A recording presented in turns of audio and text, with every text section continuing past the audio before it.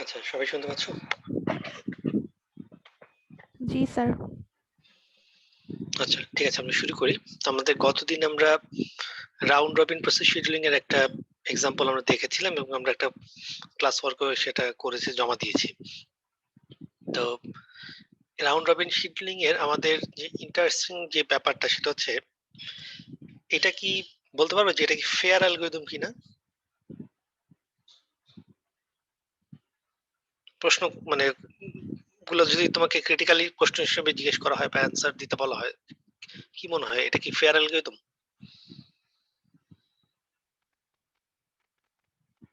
Fair বলতে মানে সবাই কি সুযোগ পাবে কিনা, নাকি কোনো প্রসেসকে দীর্ঘ সময় বসে থাকতে হবে, কখনো সুযোগই পাবে না, এরকম হবে কিনা বলো তো? স্যার হবে না। আচ্ছা, তার মানে সব প্রসেসই কোনো না কোনো ভাবে সুযোগ পাবে, তাহলে এখানে স্টারভেশন হবে, মানে একবারও চান্স পাবেন এরকম সুযোগ আছে, সম্ভাবনা আছে কিনা? না স্যার।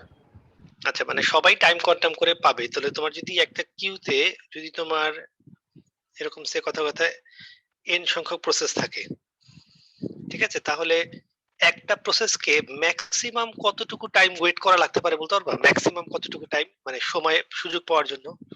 কিউএন। QN, right.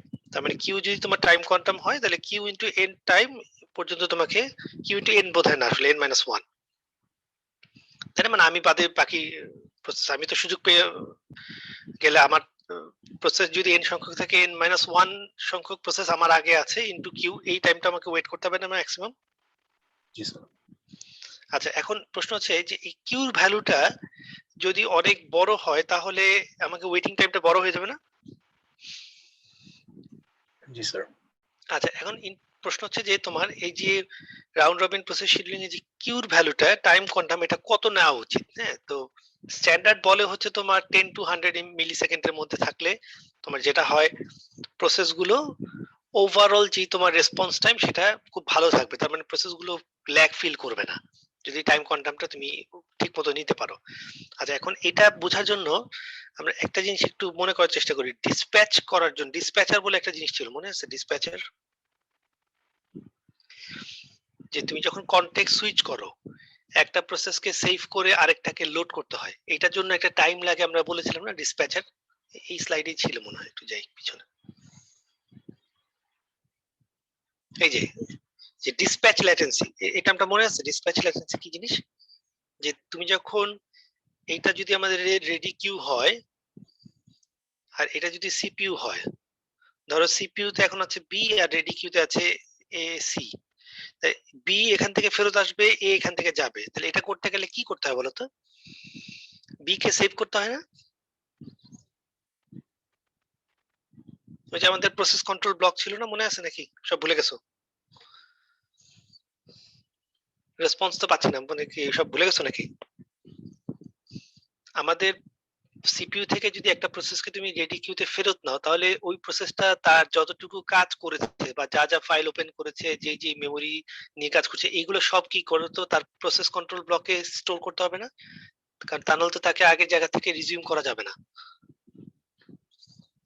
আর যেই প্রসেসটা এখন তোমার রেডি কিউ থেকে সিপিইউ তে যাবে, তাকে কি করতে হবে বলো তো? তাকে রেস্টোর করতে হবে না? তাহলে এই যে তুমি একটাকে সেভ করলা আর একটাকে রেস্টোর করলা, এই যে একটা টাইম লাগবে, এই টাইমটাকে আমরা বলি ডিসপ্যাচ ল্যাটেন্সি। ঠিক আছে, তাহলে ডিসপ্যাচ ল্যাটেন্সি বোঝা গেল কি জিনিস? জি স্যার। জি স্যার। আচ্ছা, তাহলে এখন দেখো এই যে ডিসপ্যাচ করার যে টাইমটা, এই টাইমটা কে আমরা বলছি ডিসপ্যাচ ল্যাটেন্সি। এখন এদিকে এসে দেখো, এরকম চিন্তা করো, আমরা কিউর ভ্যালুটা ডিসাইড করতে চাচ্ছি, কি করা যায় কিউর ভ্যালু। আচ্ছা, ধরো তুমি কিউর ভ্যালু এরকম চিন্তা করলা যে, আচ্ছা আমি এখানে লিখে রাখি যে আমাদের এই সিস্টেমে ধরো ডিসপ্যাচ করার জন্য ডিসপ্যাচ ল্যাটেন্সি হচ্ছে সে কথার কথা 1 মিলি সেকেন্ড। এটা আমি লিখে রাখলাম পাশে, ঠিক আছে, যে আমার সিস্টেমে একটা প্রসেসকে সিপিইউ থেকে ফেরত আনতে গিয়ে যেই সময়টা লাগে এবং আরেকটাকে সিপিইউ তে লোড করতে যে টাইমটা লাগে এই টাইমটা হচ্ছে 1 মিলি সেকেন্ড। আচ্ছা, এখন তুমি যদি কিউর ভ্যালু, ধরো কথার কথা বললাম, তুমি 20 মিলি সেকেন্ড ধরলা, তাহলে কি অবস্থা দাঁড়ায় বলো তো? কিউর ভ্যালু যদি 20 মিলি সেকেন্ড হয়, তাহলে এইরকম যদি চিন্তা করো, প্রসেস P0, P1, P2 তিনটা প্রসেস আছে, এর সিপিইউ টাইম দরকার হচ্ছে 10, এর হচ্ছে 5, এর হচ্ছে 3।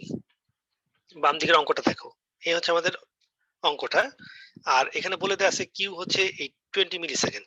কে বলতে পারবে যে এই অঙ্কটা কি হবে বলো তো? কিউ যদি 20 ধরি এই অঙ্কটাতে, দেখে বলো। স্যার ওয়েটিং টাইম বেশি হবে। ওয়েটিং টাইম বেশি হবে?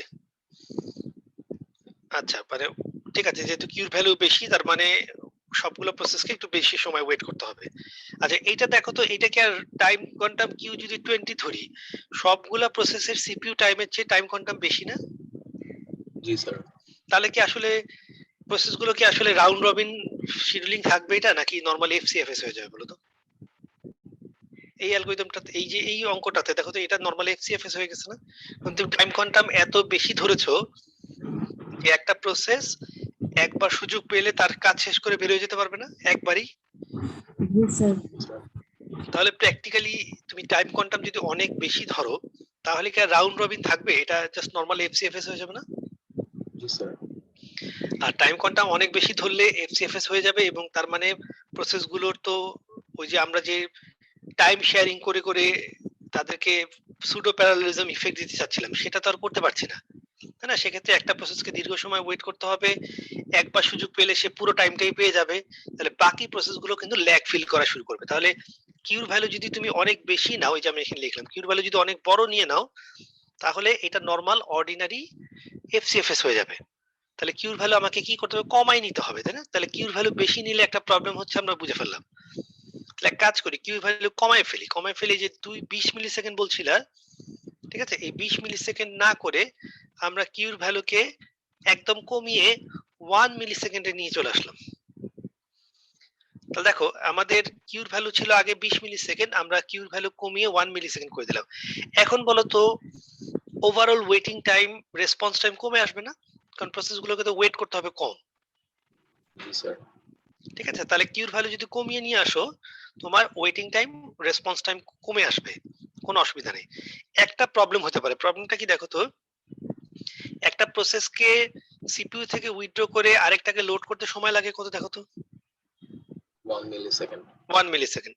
তাহলে তুমি যখন একটা প্রসেসকে সিপিইউ তে লোড করবা, সিপিইউ তে সে সময় পাবে 1 মিলি সেকেন্ড না, এই যে কিউর ভ্যালুটা? জি স্যার। তাহলে আমি একটু যদি এটা ক্লিয়ার করে আরেকবার আসি, দেখো এখানে আমরা বললাম যে আমাদের কিউ হচ্ছে 1 মিলি সেকেন্ড, আর ডিসপ্যাচ ল্যাটেন্সি হলো তোমার 1 মিলি সেকেন্ড। তাহলে আমি দেখো একটা প্রসেসকে রান করলাম, সে 1 মিলি সেকেন্ড রান করলো, তারপরে সেটাকে সরিয়ে নিয়ে আরেকটাকে লোড করতে আবার 1 মিলি সেকেন্ড লাগবে না? তাহলে আমি কি বলতে পারবো যে 2 মিলি সেকেন্ড যদি আমার সিস্টেমটা রান করে, তার ভিতরে ইফেক্টিভলি মাত্র 1 মিলি সেকেন্ড সফটওয়্যারের কাজগুলো হয় না, অ্যাপ্লিকেশন রান করে না জি স্যার। 2 মিলি সেকেন্ডের ভিতরে? তাহলে তোমার সিস্টেমটা যদি সারা দিনে 5 ঘন্টা রান করে, 5 ঘন্টার ভিতরে আসলে কি 5 ঘন্টা কাজ হবে, নাকি 2.5 ঘন্টা কাজ হবে আর 2.5 ঘন্টা ডিসপ্যাচ ল্যাটেন্সিতে নষ্ট হবে বলো তো? 2.5 ঘন্টা। তাহলে খেয়াল করে দেখো, তোমার যদি কিউর ভ্যালু 1 মিলি সেকেন্ড হয় আর ডিসপ্যাচ ল্যাটেন্সিও যদি সেম হয়, তাহলে তো তোমার বলতে পারবো না যে তোমার সিস্টেমে টোটাল 50% টাইম তোমার ওয়েস্টেজ হবে, এটা বলা যাবে কিনা দেখো। জি স্যার। তা তুমি যদি কিউ কে এটা ইনক্রিজ করে যদি 2 মিলি সেকেন্ড করো, তাহলে তোমার কত হবে বলো তো? তোমার ওয়েস্টেজ কত হবে?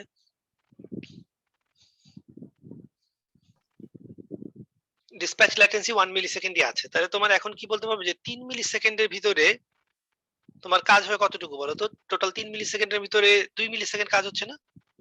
জি স্যার। তাহলে 1/3 নষ্ট হচ্ছে,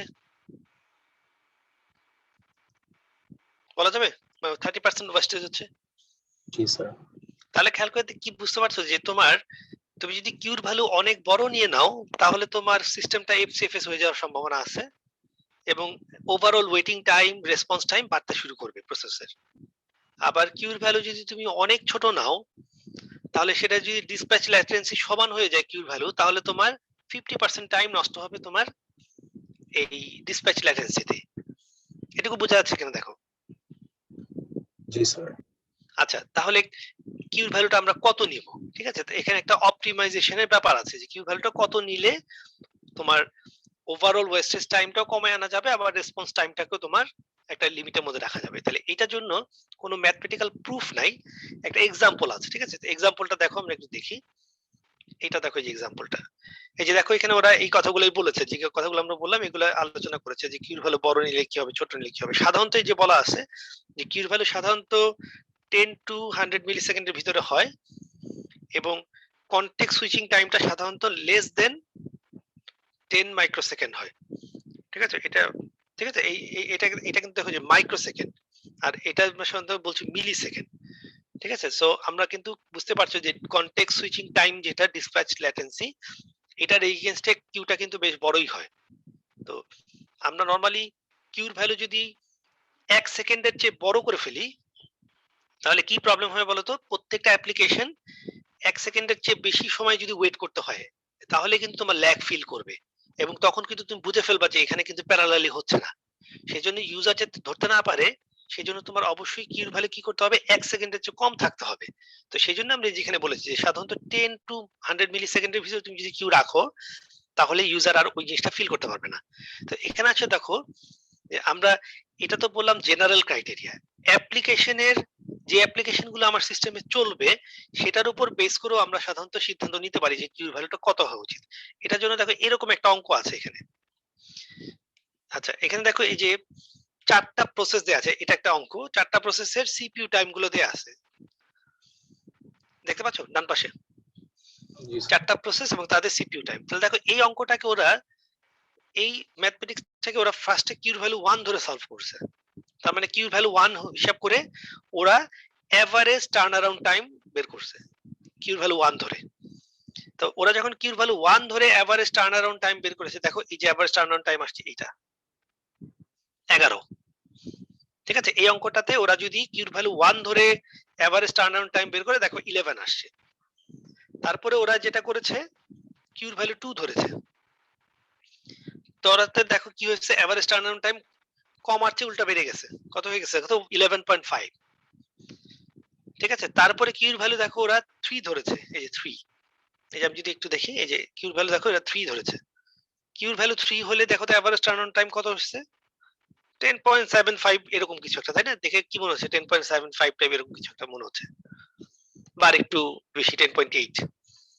তাহলে খেয়াল করে দেখো কিউর ভ্যালু চেঞ্জ করার সাথে সাথে এভারেজ টার্ন অন টাইম কম বেশি হচ্ছে না?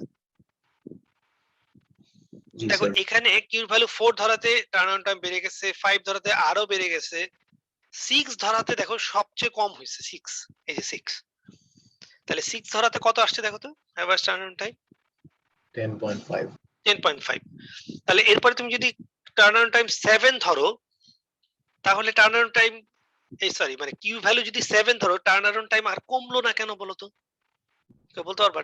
কিউ ভ্যালু 7 6 এ যা ছিল, 7 ধরার পরে আর কমেনি কেন বলো তো?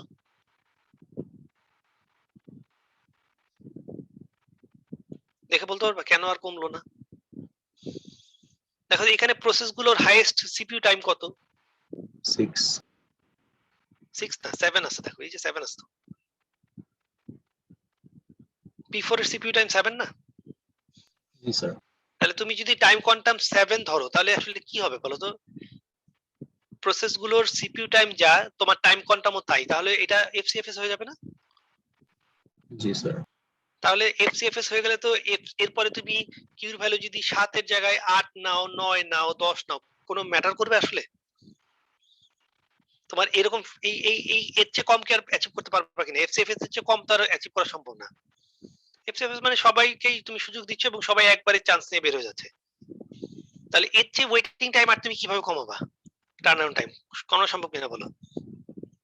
না স্যার। মানে যার যা লাগবে সেটাই তাকে দিচ্ছ, তাহলে তো আর তুমি অপটিমাইজ করতেছো না। এটাই তো ওয়ার্ড সিস্টেম, এর চেয়ে বাজে সিস্টেম তো আর নাই। তাহলে খেয়াল করে দেখো, আমাদের এখানে আমরা টাইম কোয়ান্টাম যদি 7 নেই তাহলে এই অঙ্কের ক্ষেত্রে দেখা যাচ্ছে যে আর কমছে না, কিন্তু কোন পয়েন্টে দেখো তো টাইম কোয়ান্টাম সবচেয়ে কম, মানে টার্ন অ্যারাউন্ড টাইম সবচেয়ে কম, কোন পয়েন্টটাতে কম শুরু হলো? 6 6। তার মানে তোমার এই অঙ্কটাতে খেয়াল করে দেখো, আমরা যদি কিউর ভ্যালু 6 নেই তাহলে আমরা এভারেজ টার্ন অ্যারাউন্ড টাইম সবচাইতে কম পাচ্ছি, এর চেয়ে বেশি নিয়ে খুব একটা বেনিফিট হচ্ছে না, স্যাচুরেশন লেভেলে চলে আসতেছে। তাহলে দেখো তো এখানকার 80% প্রসেসের সিপিইউ টাইম কি কি আছে, সিপিইউ টাইম গুলো কি আছে দেখো তো, 1 3 6 আর 7 আছে না সিপিইউ টাইম গুলো, দেখো তো এটা না, আর আমি টাইম কোয়ান্টাম কিউ কত ধরছি 6। তাহলে আমরা দেখো তো চারটার ভিতরে তিনটা প্রসেসেরই সিপিইউ টাইম আমার সিলেক্টেড টাইম কোয়ান্টামের সমান বা তার চেয়ে ছোট না, দেখো তো জি স্যার দেখতেছ না, আমাদের সিলেক্টেড টাইম কোয়ান্টামটা আমাদের অ্যাভেলেবল যে প্রসেসগুলো আছে তাদের যে সিপিইউ টাইম দরকার তার 80% প্রসেসের সিপিইউ টাইমই টাইম কোয়ান্টামের চেয়ে ছোট অথবা সমান। তাহলে এইভাবে তুমি যদি ধরো তাহলে তোমার ম্যাক্সিমাম তুমি কি হচ্ছে এভারেজ টার্ন অ্যারাউন্ড টাইমটা সবচেয়ে কম আসতেছে। এটা বোঝা গেল কিনা দেখো এই অঙ্কটার জন্য, এটা কিন্তু আরেক ভ্যালু অঙ্কের জন্য চেঞ্জ হতে পারে, তবে এই ম্যাথমেটিক্স এর জন্য দেখছো কিনা এটা দেখতে মানে দেখে বোঝা যাচ্ছে কিনা? জি স্যার আচ্ছা এখন তুমি বলতে পারো যে তাহলে 7 নেই, 7 নিয়ে তো লাভ নেই, 7 নিলে তো তুমি এভারেজ টার্ন অন টাইম আর কমাতে পারছো না, তাই না? তো যত বেশি তুমি সিপিইউ টাইম কোয়ান্টাম নিতে মানে বুঝতে পারছি, এটা তুমি 6 9 নিয়ে যদি 7 নাও তাহলে পরিস্থিতি আরো খারাপ হতে থাকবে না? 8 নিলে 9 নিলে কি খারাপ হবে বলো তো? 7 8 9 নিলে এভারেজ টার্ন অন টাইম কিন্তু আর কমবে না, কিন্তু কি মানে নেগেটিভ হবে বলো তো যদি আমি টাইম কোয়ান্টাম আরো বাড়াইতে থাকি? ওয়েটিং টাইম বাড়বে স্যার ওয়েটিং টাইম বাড়তে থাকবে, তাই না? এটা এফসিএফএস হয়ে যাবে এবং ওয়েটিং টাইম বাড়তে থাকবে। তাহলে এই অঙ্কটার ক্ষেত্রে থেকে আমরা আসলে এটা কিন্তু কনক্লুসিভ এভিডেন্স না, হ্যাঁ, এটা জাস্ট আমরা একটা কনক্লুশন করতে পারি যে এই মাঝখানেটা দেখো 80% CPU time should be shorter or equal বলতে পারো, shorter or equal than queue. এখন প্রশ্ন আসতে পারে যে সিপিইউ টাইম যেটা, সিপিইউ টাইমটা আমরা কি আসলে জানি বলো তো? সিপিইউ টাইম কি জানি? আমরা কিন্তু একটা অলরেডি অঙ্ক দেখেছি যে সিপিইউ টাইম তো আমরা আসলে আমাদের আননোন ফ্যাক্টর। তো একটা প্রসেসকে তুমি যখন রান করবা এই রাউন্ড রবিনের জন্য কি সিপিইউ টাইম দরকার হয় বলো তো? ধরো রাউন্ড রবিন অ্যালগরিদমটা যদি চালাতে যাও সিপিইউ টাইমটা লাগে কিনা বলো তো? জি স্যার আর কেউ বলো তো দেখি সিপিইউ টাইমটা দরকার আছে কিনা? রাউন্ড রবিন অ্যালগরিদমটা রান করানোর জন্য সিপিইউ টাইম লাগবে কিনা? মানে এই কলামটা না থাকলে রাউন্ড রবিন চলবে কিনা?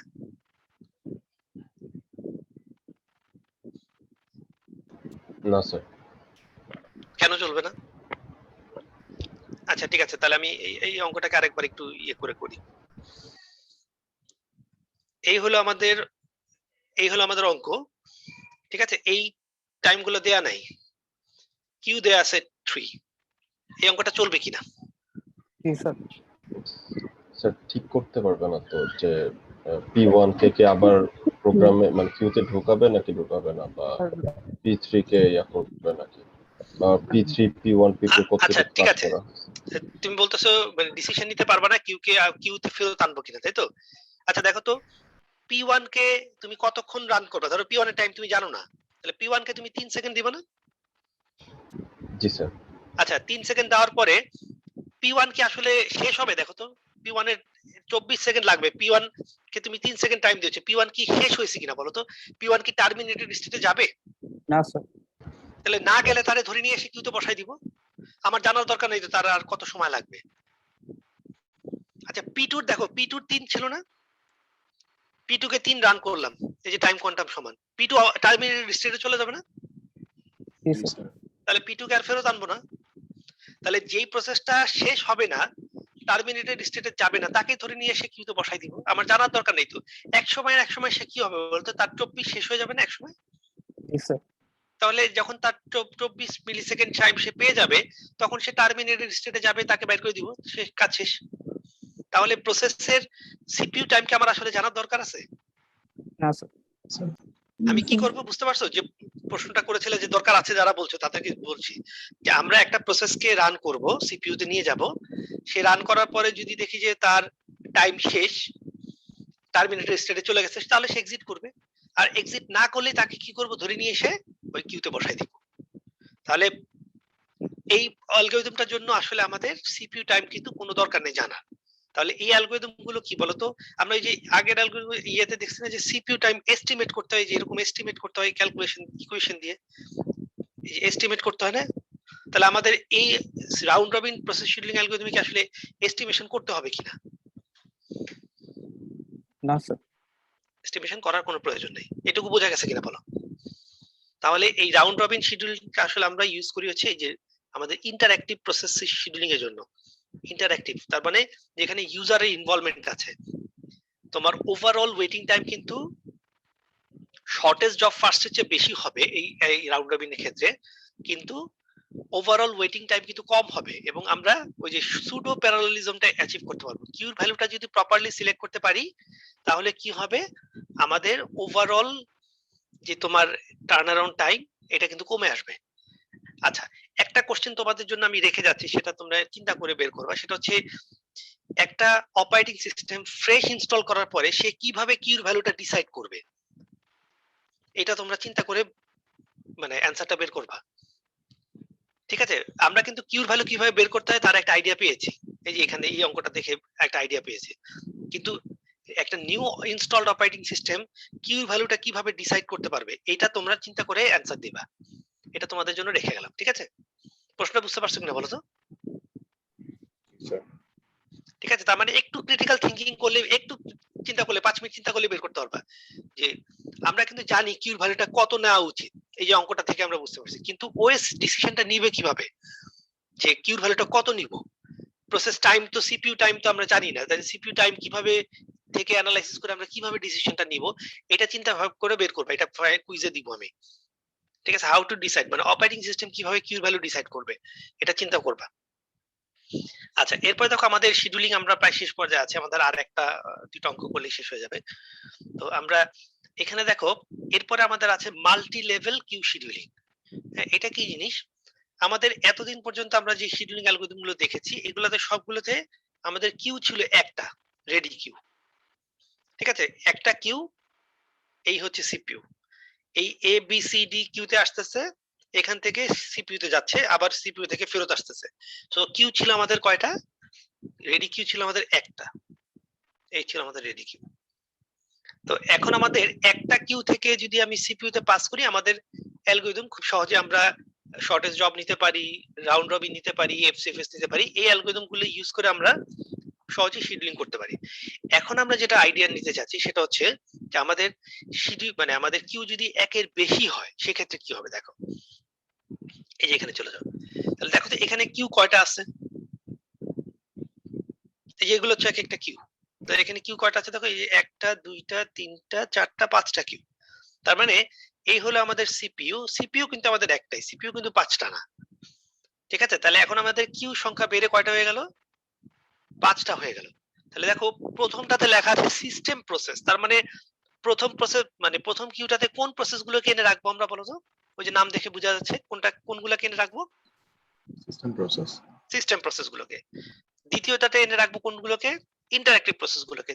তারপরে একদম লাস্টেরটাতে কোন প্রসেস গুলো এসে থাকবে, স্টুডেন্ট প্রসেস গুলো এসে থাকবে। তার মানে আমরা সিগনিফিকেন্স অনুসারে কিউ গুলোকে অ্যারেঞ্জ করছি, কোনটাতে সিস্টেম প্রসেস যাবে, কোনটাতে ইন্টারঅ্যাক্টিভ প্রসেস, কোনটাতে ব্যাচ প্রসেস, কোনটাতে দেখো স্টুডেন্ট প্রসেস। আচ্ছা, এখন দেখো এই ধরো একটা আননোন প্রসেস, ঠিক আছে? একটা প্রসেস P1 তুমি তৈরি করেছো, এখন এই P1টাকে কোন কিউতে রাখবা সিদ্ধান্ত নিতে হবে না? একটা নতুন প্রসেস আসছে, হ্যাঁ, নতুন প্রসেসটাকে এখন আমার কিউতে রাখতে হবে। তাহলে এটা কি সিস্টেম প্রসেস নাকি এটা ইন্টারঅ্যাক্টিভ নাকি এটা স্টুডেন্ট প্রসেস, এটা আইডেন্টিফাই করতে হবে না? জি স্যার। তাহলে আমি কি বলতে পারবো যে এই প্রসেসটাকে আমার ফার্স্টে ক্লাসিফাই করতে হবে না যে এটা কোন কিউতে যাবে? জি স্যার। আচ্ছা, তাহলে যদি আমি ক্লাসিফাই করতে পারি যে এটা একটা স্টুডেন্ট প্রসেস, ধরো আমি কোনো না কোনো প্যারামিটার দিয়ে প্রসেসটাকে অ্যানালাইসিস করে বুঝতে পারলাম যে এটা স্টুডেন্ট প্রসেস, তাহলে এটা কোন কিউতে চলে যাবে বলো তো? এই শেষ কিউটাতে চলে যাবে না? জি স্যার। আচ্ছা, একটা জিনিস খেয়াল রাখবা যে একটা প্রসেস যদি এই কিউতে চলে আসে, এই প্রসেসটা এই কিউ থেকে অন্য কিউতে যেতে পারবে না, তার মানে এই কিউতেই তার লাইফ টাইম শেষ করতে হবে। ঠিক আছে, একটা প্রসেস যে কিউতে যাবে ওই কিউ অনুসারেই তাকে কি করতে হবে, তার লাইফ টাইমটা শেষ করতে হবে। একটা কিউ থেকে আরেকটা কিউতে কিন্তু সে যেতে পারবে না। আবার আরেকটা প্রসেস ধরো P2 আসলো, তুমি এটা ক্লাসিফাই করে দেখলা যে এটা হচ্ছে সিস্টেম প্রসেস, তাহলে সে এই কিউতে যাবে। তাহলে এই যে ডিফারেন্ট কিউ গুলো আমরা দেখালাম, এই কিউ গুলোতে বিভিন্ন প্রসেস বসে থাকবে না এরকম, জি এই যে স্যার। এরকম বিভিন্ন প্রসেস। আচ্ছা আমাকে বলো তো, এখন যদি আমি প্রসেস শিডিউলিং অ্যালগরিদম ডিজাইন করতে চাই, আমাকে কিভাবে শিডিউলিং করতে হবে বলো তো, চিন্তা করে একটু বলো তো শিডিউলিংটা কিভাবে করতে হবে। এখন কি আমাদের একটা শিডিউলিং অ্যালগরিদম যেমন রাউন্ড রবিন অথবা শর্টেস্ট জব ফার্স্ট, একটা শিডিউলিং অ্যালগরিদম দিয়ে হবে কিনা দেখো তো, চিন্তা করে বলো তো কি মনে হয়, হবে না স্যার। কেন? স্যার এক এক টাইপের। না, তুমি যদি এখন শিডিউলার বানাতে চাও, হ্যাঁ, যে এই এই এরকম 5টা কিউ আছে, এখন তুমি শিডিউলার বানাতে চাচ্ছ, সিপিইউ কিন্তু একটা, তোমার শিডিউলিং অ্যালগরিদম কয়টা লাগবে দেখি একটু চিন্তা করে বলো। আগে তো আমরা কিন্তু already shortest job first, FCFS, shortest remaining time, round robin অনেক অ্যালগরিদম দেখে ফেলছি। এই যে অ্যালগরিদম গুলোর ভিতরে একটা অ্যালগরিদম দিয়ে কি আমার শিডিউলিং করতে পারবো কিনা দেখি তোমাদের কাছ থেকে, মানে তোমরা বুঝতে পারো কিনা। আমাদের কিউ এখন 4টা 5টা, আগে ছিল একটা। স্যার এক একটার জন্য এক একটা। আচ্ছা তুমি যেটা বলছো সেটা হচ্ছে এক একটার জন্য এক একটা, এটা তো আসলে কোনো মানে ডিসিশন নিয়ে বলতেছো না, তাই না? জাস্ট জাস্ট এমনি র্যান্ডমলি বললা যে এক একটার জন্য এক একটা অ্যালগরিদম, কেন সবগুলোর জন্য একটা একই অ্যালগরিদম তো রাখতে পারি, কোনো অসুবিধা আছে? স্যার সিস্টেম গুলোর ক্ষেত্রে তো প্রায়োরিটির দরকার আছে, তাহলে তো স্যার। আচ্ছা ঠিক আছে, সিস্টেম গুলোর জন্য প্রায়োরিটি বললা, তাহলে দেখো তোমার কথা নিয়ে আমি ধরো স্টার্ট করি। আমি যেটা প্রশ্ন করেছিলাম দেখো এটার অ্যান্সারটা আগে দিই, তারপরে তোমাদেরটাই যাচ্ছি। এটা বন্ধ করি। দেখো আমাদের কিউ আছে এখানে 5টা, তাহলে দেখো তো এখন ওএস যখন ডিসাইড করবে, ধরো আমি এখানে কয়েকটা প্রসেসের নাম লিখি, P1 P2 P3 আছে এখানে, এখানে আছে P4 P5 P6, এখানে আছে P7, এটাতে ধরো আছে P8 P9, এটাতে P10 P11। আচ্ছা এখন এই যে সিপিইউ তে আমি একটা প্রসেসকে পাস করব, এটার কিউ নাম্বার কত? এটার কিউ নাম্বার হচ্ছে 1, এটা হচ্ছে Q1 Q2 Q3 Q4 Q5, লেখা দেখতে পাচ্ছ? 5টা কিউ নাম্বারিং করেছি, প্রত্যেকটা কিউর প্রসেস গুলোকে আলাদা করে নাম্বারিং করেছি। এখন দেখো তো ওএস কে আগে প্রথমে ডিসিশন নিতে হবে না যে এই 5টা কিউর ভিতরে কোন কিউটাকে রান করব, এখন এটাকে একটা ডিসিশন নিতে হবে না? জি স্যার। তাহলে দেখো তো এই যে কিউ গুলো, এই যে 5টা কিউ, এই 5টা কিউর ভিতরে কোন কিউটা সিলেক্ট করব, এটার জন্য একটা শিডিউলিং অ্যালগরিদম চালাতে হবে না? জি স্যার। তাহলে ধরো আমি ডিসাইড করলাম কোন একটা অ্যালগরিদম দিয়ে, এফসিএফএস বা কিছু দিয়ে বা প্রায়োরিটি দিয়ে, যে এই কিউটা আগে রান করবে, এই যে এইটা এইটা, তাহলে এখানে একটা শিডিউলিং অ্যালগরিদম লাগবে না রান করানো, এই 5টার ভিতরে কোনটা সিলেক্ট করব? জি স্যার। জি স্যার। আচ্ছা ফাইন, তাহলে ধরো Q1 সিলেক্টেড হয়ে গেল, এখন Q1 এর ভিতরে আবার 3টা প্রসেস বসে আছে না? জি স্যার। জি স্যার। তাহলে এই 3টার মধ্যে কোনটাকে সিলেক্ট করব, এখানের জন্য আবার আরেকটা অ্যালগরিদম লাগবে না? জি স্যার। তাহলে কি বুঝতে পারছো যে যদি তোমার কিউ একাধিক হয়ে যায় তাহলে কিন্তু আমার আর একটা অ্যালগরিদম দিয়ে হচ্ছে না, কোন অ্যালগরিদমটা নিব সেটা ইম্পর্টেন্ট না, আমার অ্যালগরিদম কয়টা লাগবে, অ্যালগরিদম টোটাল 2টা রান করতে হবে না সিস্টেমে সারাক্ষণ, যে এই মুহূর্তে কোন কিউকে সিলেক্ট করব এবং এই কোন কিউর ভিতরে কোন প্রসেসটাকে সিলেক্ট করব। বুঝতে পারছো কিনা দেখো সিচুয়েশনটা? স্যার। জি স্যার। ঠিক আছে, তাহলে খেয়াল করে দেখো যে আমরা যদি মাল্টি লেভেল কিউ নেই তাহলে কিন্তু আমাদের সিস্টেমের কমপ্লেক্সিটি কমলো না বাড়লো বলো তো? বাড়লো। স্যার বাড়ছে। বাড়লো, কারণ আমার এখন অ্যালগরিদম 2টা নিতে হবে। হ্যাঁ এখন তুমি যেটা বলতে পারো যে তুমি যদি ক্লাসিফাই করতে পারো তাহলে যেটা হবে যে প্রসেস গুলোকে অ্যাপ্রোপ্রিয়েট জায়গায় তুমি সেট করতে পারবা, যে কোনটা স্টুডেন্ট কিউতে যাবে কোনটা সিস্টেম প্রসেস। এখন তুমি এরকম করতে পারো না দেখো তো, যে আউটার কিউ গুলোর জন্য এই যে এইখানে এই যে এই কিউ গুলোর ভিতরে কোনটা সিলেক্ট করব, এটার জন্য প্রায়োরিটি সিলেকশন থাকতে পারে না, প্রায়োরিটি অ্যালগরিদম থাকতে পারে না? জি স্যার। আচ্ছা তাহলে তুমি কোন কিউটার প্রায়োরিটি সেট করলা, ধরো সে উপরের কিউটার প্রায়োরিটি সবচেয়ে হাই, সিস্টেম প্রসেস, তাহলে বলো তো প্রথম কিউতে এখন কয়টা প্রসেস আছে দেখো তো? 3টা। তাহলে এই 3টা তোমার সিস্টেম প্রসেস কিউ থেকে শেষ না হওয়া পর্যন্ত কিন্তু তুমি পরের কিউতে যেতে পারবা না। ভালো করে দেখো, যেহেতু উপরের কিউটার প্রায়োরিটি সবচেয়ে হাই, ওই উপরের কিউতে যত প্রসেস থাকবে সবার প্রায়োরিটি হাই না আসলে ওভারঅল। জি স্যার। তাহলে উপরের কিউটা খালি না হওয়া পর্যন্ত কি পরের কিউটা ধরা যাবে বলো তো? না স্যার। আচ্ছা তাহলে আমাকে একটা জিনিস বলো তো, এই কিউতে যতক্ষণ তুমি মানে কোনো প্রসেস শেষ না হচ্ছে ততক্ষণ পর্যন্ত তো তুমি পরের কিউটাতে ধরতে পারছো না। তাহলে এখানে যদি এরকম হয় যে P1 P2 P3 তারপরে আবার P4 চলে আসলো, তারপরে আবার P5 চলে আসলো, তাহলে পরের কিউ গুলো কি সুযোগ পাবে দেখো তো? না স্যার। না স্যার। তাহলে তুমি যদি প্রায়োরিটি শিডিউলিং করো তাহলে কিন্তু এমন হতে পারে যে উপরের প্রসেসটা কিউটা যদি একবার সিলেক্টেড হয় তার সবগুলো প্রসেস শেষ না হওয়া পর্যন্ত পরের প্রায়োরিটি কিন্তু সুযোগ পাচ্ছে না। তাহলে এই যে তুমি যদি কিউ সিলেকশনের ক্ষেত্রে যদি প্রায়োরিটি শিডিউলিং ইউজ করো তাহলে বলো তো স্টারভেশন হওয়ার সম্ভাবনা আছে কিনা? এরকম হতে পারে কিনা যে স্টুডেন্ট প্রসেস দেখো যে P10 P11 এটা কখনোই সুযোগ নাও পেতে পারে না। জি স্যার। তো যত তোমার কিউ সংখ্যা তুমি বাড়াবা ততই তোমার স্টারভেশনের চান্স বাড়তে থাকবে না? জি স্যার। আচ্ছা তাহলে এক কাজ করো, আমাকে বলো তো যে ধরো আমি বললাম যে এটা প্রায়োরিটি শিডিউলিং, তাহলে এটার ভিতরে ইন্টারনাল শিডিউলিং কি ইউজ করবো বলতো? ইন্টারনাল কি শিডিউলিং ইউজ করা যেতে পারে এই ভিতরের প্রসেসগুলোকে শিডিউল করার জন্য? আউটার লেভেলে ধরো প্রায়োরিটি কিউ আছে, মানে শিডিউলিং আছে, মানে কিউ সিলেকশনের ক্ষেত্রে প্রায়োরিটি। এই ইন্টারনাল অ্যালগরিদম কি ইউজ করবো? এখানে এফসিএফএস ইউজ করা যেতে পারে, এখানে এসজেএফ ইউজ করা যেতে পারে, এখানে রাউন্ড রবিন ইউজ করা যেতে পারে না বলো তো? জি স্যার। ঠিক আছে, তার মানে ইন্টারনাল প্রসেসগুলো সিলেকশনের ক্ষেত্রে আমাকে একটা অ্যালগরিদম ইউজ করতে হবে, আর কিউ সিলেকশনের জন্য আমাকে আরেকটা অ্যালগরিদম ইউজ করতে হবে। এইটুকু বুঝতে পারছো কিনা দেখো? জি স্যার। আচ্ছা এক কাজ করি, এটা যদি প্রায়োরিটি না করতাম, এখানে প্রায়োরিটি না করে যদি আমি এখানে রাউন্ড রবিন চালাই দিতাম বাইরে, তাহলে কি হতো বলো তো? স্যার তাহলে সিস্টেম প্রসেস যেগুলো সেগুলোকে না এটা রাউন্ড, এটা রাউন্ড রবিন চালানো মানে কি, আমার যদি সিস্টেম যদি সে 20 সেকেন্ড রান করে, এটা 2 সেকেন্ড রান করবে, এটা 2 সেকেন্ড, এটা 2 সেকেন্ড, এটা 2 সেকেন্ড, এটা 2 সেকেন্ড, তাই না? Yes, sir. আচ্ছা এটা যে 2 সেকেন্ড পেলো, এই 2 সেকেন্ডটা আবার বলো তো এগুলোর মাঝে ডিস্ট্রিবিউট করতে হবে না?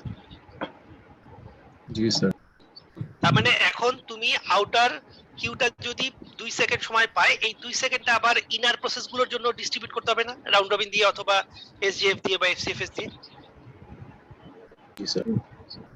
তাহলে আইডিয়াটা বুঝছো কিনা দেখো, আউট তুমি যদি প্রায়োরিটি কিউ না ইউজ করো, না ইউজ করে যদি তুমি রাউন্ড রবিন শিডিউলিং ইউজ করো বাইরের কিউর জন্য, তাহলে সবাই কি সুযোগ পাবে না কিছু না কিছু? জি স্যার। তাহলে এখন কি স্টারভেশন হবে কিনা বলো তো? না স্যার। Yes. তাহলে তোমার এখানে কিন্তু আমরা কোনোটাইকেই সুপ্রিমলি ভালো বা সুপ্রিম খারাপ বলতেছি না, আমরা ইস্যুগুলো আলোচনা করছি যাতে তুমি ক্রিটিক্যালি অ্যানালাইসিস করে অ্যানসার দিতে পারো, অথবা ডেভেলপার হিসেবে যখন কাজ করবা তুমি যেন নিজের ডিসিশনটা নিতে পারো যে কি করলে আমার সিস্টেম পারফরম্যান্স ভালো থাকবে, স্টারভেশন হবে না, হ্যাঁ ওয়েটিং টাইম কমে আসবে, এই জিনিসগুলো যেন তুমি নিজে ডিসাইড করতে পারো ডেভেলপার হিসেবে যে কোনটা নিব। আমরা কিন্তু কোন কনক্লুসিভলি বলে দিচ্ছি না যে এইটাই নাও, এটাই নেওয়া উচিত। এক একটা সিস্টেমের জন্য এক এক ধরনের অ্যালগরিদম ভালো খারাপ হতে পারে, তো সেই জন্য আমরা কিন্তু কোনো কনক্লুশনে যাচ্ছি না। আচ্ছা তাহলে এইটুকু বুঝতে পারছো কিনা মাল্টি লেভেল কিউ শিডিউলিং এর ক্ষেত্রে? আচ্ছা কোনো ডিসঅ্যাডভান্টেজ মানে কোনো ডিফিকাল্টিজ মনে হচ্ছে বলো তো? মাল্টি লেভেল কিউ শিডিউলিং করতে গেলে কোনো ডিফিকাল্টিজ হতে পারে কিনা বলো তো? স্যার বলো তো কি ডিফিকাল্টিজ হতে পারে? এখানে তাহলে তো এমন হতে পারে না যে সিস্টেম প্রসেসটা যদি না চালানো হয় তাহলে কম্পিউটার ক্র্যাশ করতে পারে বা প্রবলেম হতে পারে? হ্যাঁ মানে কিন্তু তুমি আমার যদি প্রায়োরিটি কিউতে তুমি যদি প্রায়োরিটি না ইউজ করো তাহলে তো তোমার যেটা হবে যে সিস্টেম প্রসেসকেও বসে থাকতে হবে, জি স্যার। তাই না? নিচের গুলো শেষ হয়ে আসবে তারপরে সিস্টেম প্রসেস শুরু করবে, হ্যাঁ এটা একটা প্রবলেম হবে।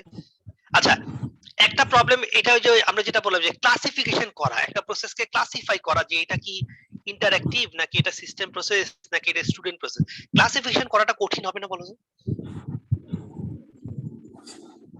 মানে তুমি তো প্রসেসকে অ্যানালাইসিস করে তোমাকে ডিসাইড করতে হবে যে এটা কি স্টুডেন্ট প্রসেস কিনা, আর তুমি কিভাবে বুঝবা যে এটা একটা স্টুডেন্ট প্রসেস কিনা? তাহলে ক্লাসিফিকেশন করা একটা টাফ হবে না বলো তো? মানে এখানে একটা চ্যালেঞ্জ আছে না?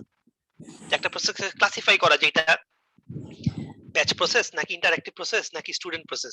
যত তোমার কিউ সংখ্যা বাড়তে থাকবে ততই লেভেল বাড়তে থাকবে না? তার মানে কোনো না কোনো ভাবে তোমাকে তো ডিসিশন নিতে হবে যে এই প্রসেসটা কি আমি ক্লাসিফাই করব কিভাবে। তো ক্লাসিফিকেশন করাটাও একটা চ্যালেঞ্জ না বলো তো? জি স্যার। ধরো তোমাকে যদি আমি বলি যে একটা সিদ্ধান্ত নিবা ইয়েস অথবা নো, এটা সিদ্ধান্ত নেওয়া যতটা ইজিয়ার, তোমাকে যদি বলি যে সিদ্ধান্ত ইয়েস নো হবে না, সিদ্ধান্ত হবে ইয়েস মেবি, হ্যাঁ পসিবলি দেয়ার, হ্যাঁ অথবা নো, তাহলে তোমার যত লেভেল বাড়তে থাকবে ডিসিশনের ততই তোমার কমপ্লেক্সিটি বাড়তে থাকে না? জি স্যার। তোমরা কি বুঝতেছো কথাগুলো নাকি মানে দুই একজন ছাড়া রেসপন্ড করছো না? আরো দুই একজন রেসপন্ড করো তো দেখি মানে বুঝতেছো কিনা। তন্ময় 25 আছো? আচ্ছা, যাদের নাম আছে তাদের নামই বলতেছি। ফারুকি রোল নাম্বার 26 আছো?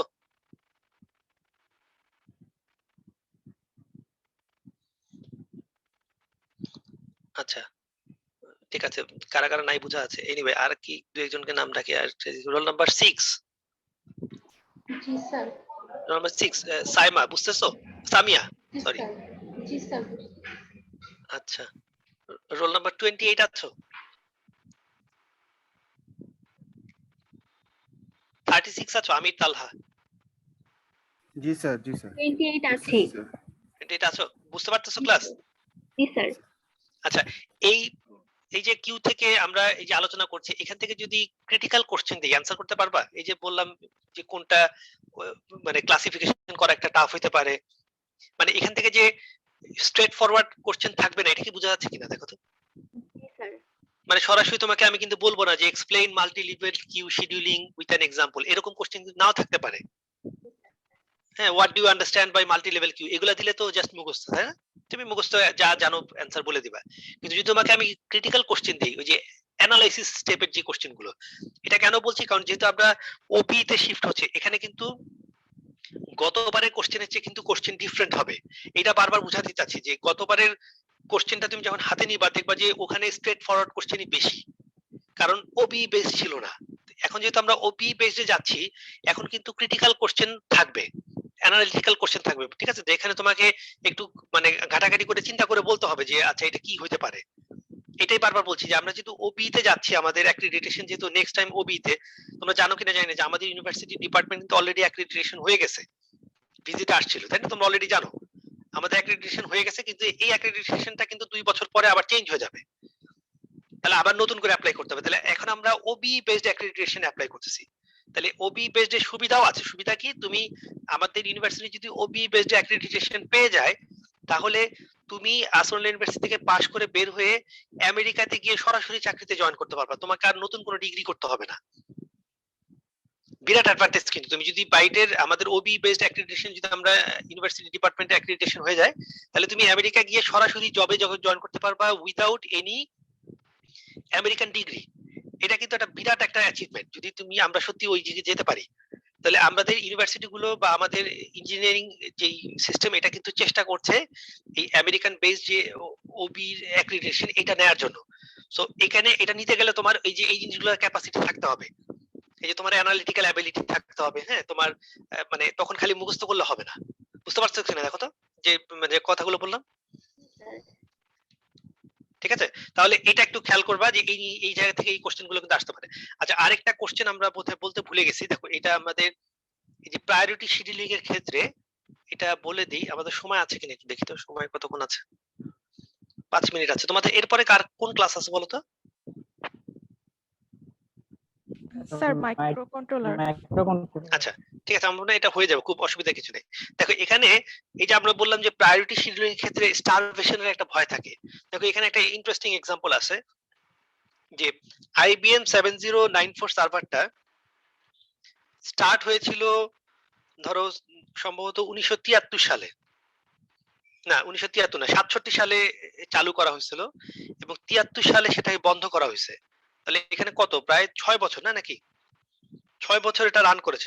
6 বছরের ভিতরে দেখা গেছে শাটডাউন করার পরে এখানে একটা লো প্রায়োরিটি প্রসেস পাওয়া গিয়েছিল যেটা এই 7 বছরে একবারও রান করেনি।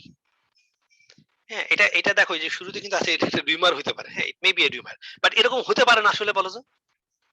প্রায়োরিটি শিডিউলিং এর ক্ষেত্রে জি স্যার। যে লোয়েস্ট প্রায়োরিটি একটা প্রসেস সেটা কখনোই সুযোগ পায়নি।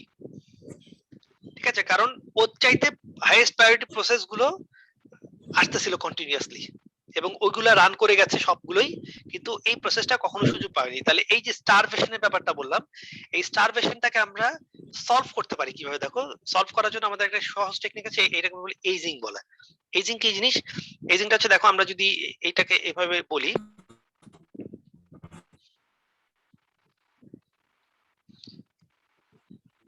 আচ্ছা এইজিং আমরা কিভাবে করবো? দেখো এইজিং, এই যে এখানে লিখলাম এইজিং, প্রায়োরিটি শিডিউলিং এর প্রবলেম সলভ করছি। এইজিং কি? যেমন ধরো একটা প্রসেস, এই হচ্ছে প্রসেস আর এই হলো তার প্রায়োরিটি। ধরো একটা P1 P2 P3 লিখলাম, P4, এটার প্রায়োরিটি ধরো হচ্ছে 1, এটার প্রায়োরিটি 2, এটার প্রায়োরিটি 15, এটার প্রায়োরিটি ধরো 120। আচ্ছা বলো তো, এই চারটা প্রসেসের ভিতরে এটার প্রায়োরিটি সবচেয়ে হাই, এটা সবার আগে রান করবে না? তারপরে এটা রান করবে না নাকি? তারপরে এটা, আচ্ছা এটাও ধরো রান করলো। আচ্ছা এর মধ্যে যদি এমন হয় P5 চলে আসে, তার প্রায়োরিটি হচ্ছে 16, তাহলে বলো তো এটা সুযোগ পাবে? না স্যার। আচ্ছা তারপরে ধরো এরপরে যদি আচমকা আবার আরেকটা প্রসেস চলে আসে P6, তার প্রায়োরিটি হচ্ছে 5, তাহলে বলো তো এটা ডিপ্রাইভড হওয়া শুরু করবে না? জি স্যার। আচ্ছা তাহলে এখানে আমরা এই প্রসেসটা কেন সুযোগ পাচ্ছে না? কারণ এটার প্রায়োরিটি এত কম 100p, যে এইটা পর্যন্ত যাওয়ার আগে আরো অনেক প্রসেস চলে আসতেছে যাদের প্রায়োরিটি এটার চেয়ে বেশি। তাহলে আমরা এখানে এরকম করতে পারি যে ধরো ওএস ডিসাইড করলো যে আমি 10 মিনিট রান করব, 10 মিনিটস। 10 মিনিটসের ভিতরে যদি এই প্রসেসটা একবারও সুযোগ না পায়, দেখো, তাহলে আমি এর প্রায়োরিটি 120 থেকে 119 করে দিব। আবার আরো 10 মিনিট রান করব সিস্টেম, এর ভিতরে যদি এই প্রসেসটা একবারও সুযোগ না পায়, এটার প্রায়োরিটি চেঞ্জ করে 118 করব। তাহলে কি হবে বলতো? প্রতি 10 মিনিটে যদি এটার প্রায়োরিটি আমি এক করে ভ্যালু কমাতে থাকি, তার মানে প্রায়োরিটি বাড়া শুরু করলো না এটার? তাহলে বলতো ওয়ার্স্ট কেসে কি হবে? মানে ওয়ার্স্ট কেসে কি হবে বলতো? এটার প্রায়োরিটি কমতে কমতে একসময় কি হবে বলতো? একসময় 1 হয়ে যাবে না প্রায়োরিটি? জি স্যার। এটার জন্য কত লাগবে? 1200 মিনিট লাগবে, এই তো?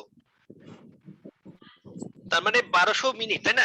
10 মিনিট করে যদি হয় পার ইয়াতে, তাহলে 1200 না হলে 1190 মিনিট বোধহয় লাগবে না? যে 1190 মিনিট অ্যাটলিস্ট তার লাগবে তোমার এক সময় এটার প্রায়োরিটি কমতে কমতে কত হয়ে যাবে? 1 হয়ে যাবে না? স্যার। তাহলে বলো তো এটার প্রায়োরিটি যদি কমে কমে 1 হয়ে যায়, তাহলে এটা কি সুযোগ পাবে কিনা? পাবে। সুযোগ পাবে। আচ্ছা এখন যদি এমন হয়, ধরো এটার প্রায়োরিটি 120 থেকে 119 118 কমতে কমতে 6 হয়ে গেছে, তাহলে সে চান্স পেয়ে যেতে পারে না বলতো? 6 হইলো, তাই না? তার মানে প্রায়োরিটি কমাতে কমাতে তুমি যদি একটা সার্টেন প্রায়োরিটি লেভেলের মধ্যে সে চলে আসে, তাহলে সে কি একবার হলো রান করবে না? আচ্ছা একটা জিনিস খেয়াল রাখতে হবে যে যদি এই প্রসেসটা প্রায়োরিটি কমতে মানে বাড়তে বাড়তে একটা সময় যদি সে একবার রান করে ফেলে, তাহলে কি আর বলতে পারবো যে স্টারভেশন হয়েছে? বলে না। স্টারভেশন বলা যাবে? একবার তো সে রান করে ফেলছে, ঠিক কিনা? আচ্ছা একটা জিনিস শুধু খেয়াল রাখতে হবে যে একটা প্রসেস যদি তার প্রায়োরিটি খুবই কম হয়, তার প্রায়োরিটি তুমি যদি এইজিং করতে করতে, যে এইজিং 10 মিনিট পর পর এক করে কমাতে কমাতে, এটা 10 মিনিটটা কিন্তু আমরা জাস্ট র্যান্ডম বলছি, এটা কিন্তু যে কোনো টাইম ইন্টারভ্যাল হতে পারে। তো এই প্রসেসটাকে যদি আমরা প্রায়োরিটি কমাতে কমাতে যদি এটা 6 চলে আসে এবং 6 এসে যদি সে একবার রান করে, রান করার পরে কিন্তু তার প্রায়োরিটি আবার 6 থেকে 120 করে দিতে হবে। এটা কিন্তু খেয়াল রাখতে হবে। বুঝছো পার্থক্যটা কোন জায়গায়? যে এটাকে কিন্তু প্রায়োরিটি কিন্তু তার 120 থেকে কমতে কমতে সে যদি 6 চলে আসে, একবার রান করার পরে, ঠিক আছে, ধরো সে আমি রাউন্ড রবিন আর প্রায়োরিটি শিডিউলিং মিক্স করে ফেলেছি, মানে দুইটা কম্বাইন করে রান করতেছি, তাহলে রাউন্ড রবিনে কি হয় বলতো? একটা কোয়ান্টাম করে সুযোগ পায় না বলতো? ধরো এরকম চিন্তা করো যে রাউন্ড রবিন আর প্রায়োরিটি মিক্স করা হয়েছে, রাউন্ড রবিন এবং প্রায়োরিটি দুইটা মিলে আমরা অ্যালগরিদম ডিজাইন করছি। তাহলে ধরো এরকম আছে process P1 P2 P3 P4 P5, আমাকে বলো তো এই পাঁচটার ভিতরে কোনটা আগে সুযোগ পাবে? প্রায়োরিটি এবং রাউন্ড রবিন P1 দুইটা কম্বিনেশন। P1 তো বলতে পারতেছো না, কারণ প্রায়োরিটি শিডিউলিং আছে তো এখানে। তাহলে তোমাকে কি বলতে হবে বলতো, এই পাঁচটার ভিতরে জি স্যার, যেটা যার প্রায়োরিটি প্রায়োরিটি সবচেয়ে রাইট, তার মানে ধরো এটা প্রায়োরিটি সবচেয়ে হাই, তাহলে এটা আগে সুযোগ পাবে না, তাই তো? এটা আগে সুযোগ পাবে কারণ এটা প্রায়োরিটি সবচেয়ে হাই। কিন্তু এটা কি সুযোগ পাবে, কতক্ষণ সুযোগ পাবে, পুরো টাইমটা পেয়ে যাবে নাকি রাউন্ড রবিনের অনুসারে টাইম কোয়ান্টাম পাবে বলো তো? Time quantum. টাইম কোয়ান্টাম পাবে না। তাহলে প্রায়োরিটি অনুসারে সিলেক্টেড, কিন্তু একবারে কিন্তু পুরোটা সুযোগ পাবে না, টাইম কোয়ান্টাম অনুসারে রান করবে। তাহলে আমাদের বর্তমান অপারেটিং সিস্টেম গুলো কিন্তু আসলে এই প্রায়োরিটি আর রাউন্ড রবিন এই দুইটার কম্বিনেশন একসাথে ইউজ করে। তার মানে প্রসেস সিলেকশনের ক্ষেত্রে প্রায়োরিটি ইউজ করে, কিন্তু সিলেক্টেড হইলেই যে পুরো টাইমটা পেয়ে যাবে তা কিন্তু না। তাহলে তো তোমার ওভারঅল ওয়েটিং টাইম বেড়ে যাবে, তাই না? তুমি যদি ফুল টাইম দিয়ে দাও তাকে, জি স্যার। তাহলে প্রসেস সিলেকশনের ক্ষেত্রে যদি প্রায়োরিটি ইউজ করো আর সিলেকশনের পরে যদি তাকে রাউন্ড রবিনের চালাও, তাহলে আসলে সবচেয়ে ভালো পারফরম্যান্স পাওয়া যাবে বলে মনে হচ্ছে না? একটা আন্দাজ করা যাচ্ছে না নাকি? জি স্যার। আচ্ছা, তাহলে দেখো এখানে যেটা বলছিলাম যে একটা প্রসেসকে তুমি যদি সিলেক্টেড করেও ফেলো, তার এজিং করে করে তার যদি প্রায়োরিটি তুমি কমাতেও থাকো, মানে প্রায়োরিটি কমানো বলতে প্রায়োরিটি বাড়াচ্ছি, প্রায়োরিটি নাম্বারটা ভ্যালুটা কমাচ্ছি, তাহলে ওই প্রসেসটা একবার রান করার পরে তাকে কিন্তু আবার তার প্রায়োরিটি 120 সেট করতে হবে। কেউ বলতে পারবে কেন তার প্রায়োরিটি আবার চেঞ্জ করে 120 করে দিতে হবে? নতুন একটা প্রোগ্রাম আসলে তখন মানে তুমি যদি একটা লোয়েস্ট স্যার প্রায়োরিটি এটা প্রসেস, প্রায়োরিটি তো সবসময় বেশি মানে কম ছিল, এই জন্য স্যার আবার এটাকে আবার কমাই দিয়েছি। হ্যাঁ মানে আমি কিন্তু এজিং করে তার প্রায়োরিটিটাকে কমায় 6 আনছি, তাই না? এটা কি তার অ্যাকচুয়াল প্রায়োরিটি? না স্যার। তাহলে 6 আনার পরে সে একবার চান্স পেয়েছে, তাহলে স্টারভেশন চলে গেল না? স্টারভেশন তার গায়ে থেকে স্টারভেশনটা গায়েব হয়ে গেছে না? তাহলে তাকে কি করতে হবে, একবার সুযোগ তো দেওয়া হয়েছে, তাই এই একবার সুযোগের মধ্যে সে যদি কাজ শেষ করে বেরো যেতে পারতো টাইম কোয়ান্টাম নিয়ে, ফাইন। আর যদি বেরো যেতে না পারে তাহলে তার প্রায়োরিটি আমরা আবার 120 করে দিব, আবার সে কিন্তু স্টারভেশনে পড়বে, কিন্তু স্টারভেশনে কিন্তু সে দীর্ঘ সময় থাকবে না, আবারও কমতে কমতে কমতে কমতে একসময় তার প্রায়োরিটি 6 চলে আসবে না বা 1 চলে আসবে না? জি স্যার। তাহলে আমরা কি বলবো, লোয়েস্ট প্রায়োরিটি প্রসেস গুলো রান করতে থাকবে, হ্যাঁ সময় তার অনেক সময় লাগবে, কিন্তু লিস্ট আমরা এটা তো বলতে পারবো যে এরা স্টারভেশনে পড়বে না, এরা অনেক সময় পর পর একবার হলেও কিন্তু কি হবে বলো তো, সুযোগ পাবে না? জি স্যার। ঠিক আছে, এখানে স্টপ করতেছি, কোনো প্রশ্ন থাকলে জিজ্ঞেস করতে পারো।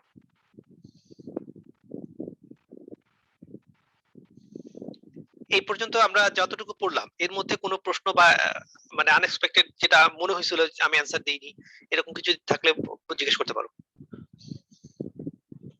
যদিও তুমি পরের ক্লাসেও প্রশ্ন করতে পারো, ডাজন্ট ম্যাটার, এটা কোনো অসুবিধা নেই, মানে যে কোনো সময় প্রশ্ন করতে পারো, বাট যদি মনে হয় যে এখন কোনো প্রশ্ন আছে বুঝতে পারোনি। সবাই অ্যাটেন্ডেন্স দিছো? আচ্ছা, এখনো অনেকে চ্যাট বক্সে টাইপ করছে, তো চ্যাট বক্সের অ্যাটেন্ডেন্সটা একটু আগে দিয়ে দিবা, হ্যাঁ, তাহলে সবচেয়ে যেটা হয় সুবিধা হয়। যদিও আমি হ্যাঁ বলো বলো। স্যার রাউন্ড রবিন এন্ড প্রায়োরিটির যে অ্যালগরিদমটা এখন যে প্রসেসর মানে এখন যে অপারেটিং সিস্টেমরা যেটা করে, এখানে তো একটা প্রবলেম হতে পারে না যে আমি কিউতে যদি সাপোজ P4 কে আমি P5 কে আমি দিলাম, সে অলরেডি কিউতে চলে আসছে, তো P5 এর আমার প্রায়োরিটি ছিল হলো 120, কিন্তু একটা নতুন প্রোগ্রাম আসছে যার প্রায়োরিটি হলো 6 বা 120 থেকে কম, ওই কেসে কি করবে, যে P5 কে কি আবার কিউ থেকে ডিলিট করে দিবে বা কিছু এরকম? না, তোমার তুমি যদি সিলেকশন ক্রাইটেরিয়া যদি প্রায়োরিটি বেসিস হয় তাহলে P6 তো সামনে এসে বসবে ওর, তাই না? না স্যার, মানে P6 টা অ্যারাইভাল টাইমটা এমন ভাবে ছিল যে P6 টা P5 এর পরে আসছে অনেক। না, P5 এর পরে আসলে তো কোনো অসুবিধা নেই, P5 তো সুযোগ তখন পেয়ে যাবে। প্রসেস যদি না থাকে তাহলে তো লোয়েস্ট প্রায়োরিটি চান্স পেয়ে যাবে, তাহলে তো কোনো ইস্যু নাই। বুঝতে পারছো কিনা দেখো 41,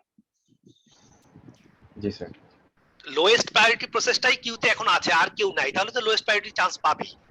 প্রবলেমটা কোথায় হচ্ছে যে লোয়েস্ট প্রায়োরিটি চান্স পাওয়ার আগে যদি তার মানে ও চান্স পাওয়ার যখন তার ডেডিকেটেড যে আমি এখন যাব কি সিপিইউতে, কিন্তু ও যাওয়ার আগেই দেখা যাচ্ছে অন্য কেউ চলে আসতেছে, কাজে অ্যারাইভাল টাইমটা ডাজন্ট ম্যাটার। আমাকে দেখতে হবে যে P5 যখন সুযোগ পাওয়ার কথা, যেমন তুমি যদি FCFS করতে আগে এটা পেতো না বলতো, এই সুযোগ পেতো না এটা, জি স্যার।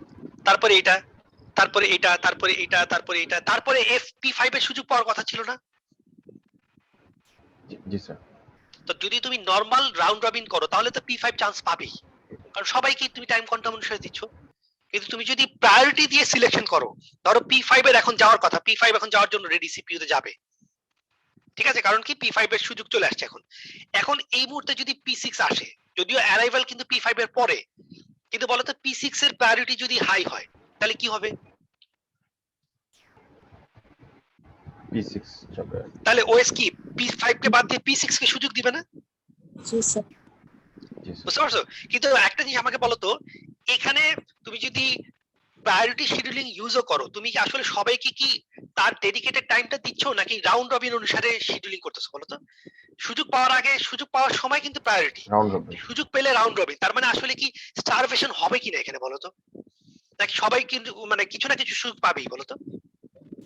স্যার সুযোগ পাবে সবাই। দিয়ে করতে হবে। হ্যাঁ, যেই প্রসেসটা প্রায়োরিটি হাই সে আগে চান্স পেলো, কিন্তু সে তো ফুল টাইমটা পাবে না। সে কি হবে, টাইম কোয়ান্টাম রান করার পরে তাকে আবার কিউ শেষে গিয়ে বসতে হবে না? জি স্যার। তাহলে আলটিমেটলি তারপরে যে ছিল সে সুযোগ পেয়ে যাবে না? জি স্যার। তুমি যদি স্টারভেশন কি হবে এখানে, হবে কিনা বলো তো? রাউন্ড রবিন আর প্রায়োরিটি যদি কম্বাইন করি, স্টারভেশন হবে কিনা? কোনো না কোনো না সময় স্যার, সুযোগ হবে না। মানে কেউ না কেউ তো সুযোগ তো পাবেই, তাই না? তুমি তো চারজনের ভিতরে তুমি হয়তো পরে এসে লাইনে ঢুকছো, আগে ঢুকে গেছো, কিন্তু একটা না একটা সময় পরে তোমার একবার চান্স নেওয়ার পরে তুমি তো আবার তোমাকে এসে পিছিয়ে দাঁড়াইতেই হবে, কারণ তাহলে রাউন্ড রবিন হলো না। জি স্যার। ঠিক আছে, কারণ রাউন্ড রবিন কি বলতেছে, তোমাকে টাইম কোয়ান্টাম 3 দিব, তারপর তোমাকে কিউ শেষে এসে বসতে হবে।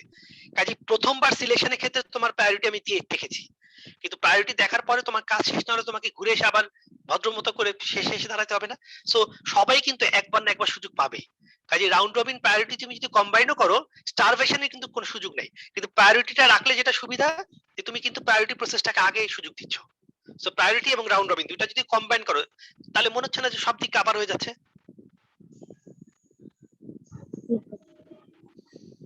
ঠিক আছে, আর কোনো প্রশ্ন জি আছে? স্যার। আচ্ছা, প্রশ্ন যদি থাকে করতে পারো, আর তা না হলে যদি প্রশ্ন না থাকে, অ্যাটেন্ডেন্স দেয়া থাকে, তুমি লিভ করতে পারো। আমি আছি, 1 মিনিট পরে মিটিং ক্লোজ করে দেব। তোমরা যদি মনে করো যে প্রশ্ন নাই এবং অ্যাটেন্ডেন্স দেওয়া হয়েছে, then you can leave. Last ক্লাসে অ্যাটেন্ডেন্স দিতে পারি নাই। তুমি জুম সেশনে ছিলা? জি স্যার। আচ্ছা, জুম সেশনে থাকলে অসুবিধা নেই, আমি দুইটা কম্বাইন করে দেখবো, তো অসুবিধা হবে না। মানে শুধু চ্যাট বক্সের থেকে অ্যাটেন্ডেন্স নেব না, জুম সেশন এবং চ্যাট বক্স দুটো মিলে অ্যাটেন্ডেন্স নেব, অসুবিধা নেই। স্যার লাস্ট ক্লাসে ম্যাথটা সলভ দিতে ভালো হতো। ম্যাথের সলিউশনটা আমি এখন দেখিনি সবার, দুই একজনেরটা আমি দেখেছি, অনেকেই পেরেছে দেখলাম। জি স্যার। আমি সবারটা দেখতে পারিনি, হ্যাঁ দেখবো, আমি সবারটা দেখিনি।